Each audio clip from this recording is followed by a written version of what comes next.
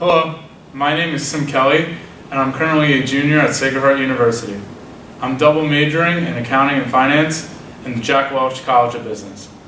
In this video, you will see how the Welch Scholar Program affects me and what my plans are for the future if I am fortunate enough to retain this position.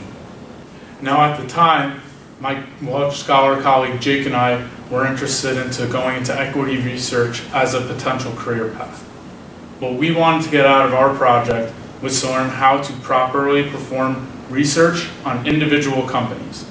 Now, what we saw was we wanted to focus within a specific industry, just like some of the big banks do. For example, you'll find analysts that cover sectors like healthcare, financials, as well as technology. Now, the industry that we decided to focus on was semiconductors. This we saw as a challenge, but very rewarding. The two companies that I was responsible for were Skyworks and Qualcomm, which are two very popular semiconductor companies. And the two companies that Jake was responsible for were Texas Instruments and Cree Incorporated. Texas Instruments is obviously a very popular semiconductor company, whereas Cree is a very small semiconductor company. I am about to show you one of the reports that I produced for Qualcomm. Qualcomm reports in 3 different segments. Now, Jake and I wanted to look into the company's respective performance. So looking at revenues, the percentage of total revenue, as well as the margins that they were producing. Now, the first one is QCT, Qualcomm CDMA Technologies. This is the integrated circuit products as well as other tangible products that Qualcomm sells. The second one is QTL, Qualcomm Technology Licensing. This is the licensing deals that Qualcomm reaches with other companies so that they can use their software as well as certain products.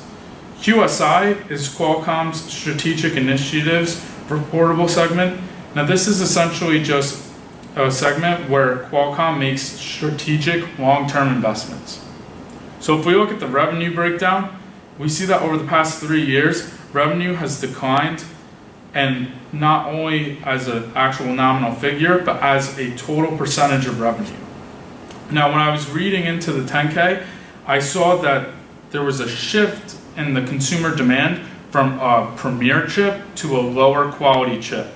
So I was very surprised to see that the EBT margin, or earnings before tax margin, declined significantly. QTL has seen stable revenue growth, and we also see that their total revenue has increased over time. I definitely see this trend continuing in the future. Now, their EBT margin, although it has declined, is still very strong, most recently reporting 85.18%. So what I learned from doing this project is that equity research is not for me. This wasn't something that I particularly enjoyed the whole entire time, which is okay. I'm actually glad that I figured this out, because coming into junior year, I consider this as a potential career path. Now, looking forward at the project, Jake and I have 2 deliverables. The first one is the company reports that we produced. The second one is a step-by-step guide on how to perform individual company research. We thought that this would be important for future students who are interested in equity research. I feel that I should be selected as a Welch Scholar for another year because I believe that I represent the Welch College of Business in a professional manner. Not only do I do this internally with students and faculty, but I also do this externally with prospective students and their families. I am personally driven by financial markets and my potential career path in financial services. Behind me is a picture of me attending one of the Dean Leadership Speaker Series with Anthony Scaramucci. Now, I have thought about my potential project for next year. This summer, I've been fortunate enough to intern with AllianceBernstein in their technology and operations program. Now, I think that it would be great to share my experiences with other students in the Welch College of Business. Operations is a growing field within financial services, and I think that it would be a great opportunity for other students in the Welch College of Business. Now, if you look at the slide behind me, you'll see two photos with my mom and dad. My family means a lot to me, and I'm very fortunate that my parents are helping me pay for a part of my college education. However, it is a tremendous feeling to know that I'm contributing a significant amount towards my college education. One potential improvement that I see with the Welch Scholar Program is how close the Welch Scholars actually are. I can say that over the past 2 years, I haven't felt as close with the Welch Scholars as I could be. For example, I don't even know what some of their projects are. However, I've come up with a solution that not only brings us closer together, but also adds a little bit of transparency to our projects.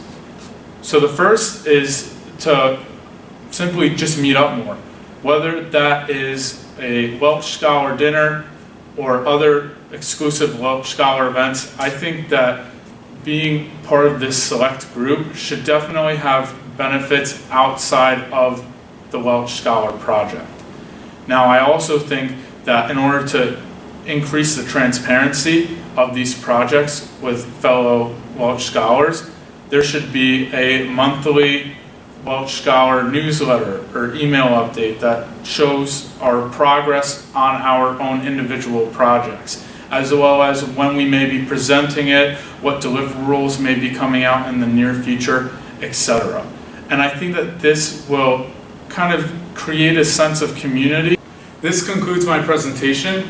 If you have any questions, please feel free to email me at kellyt7@mail.sacredheart.edu or view my LinkedIn profile. Thank you.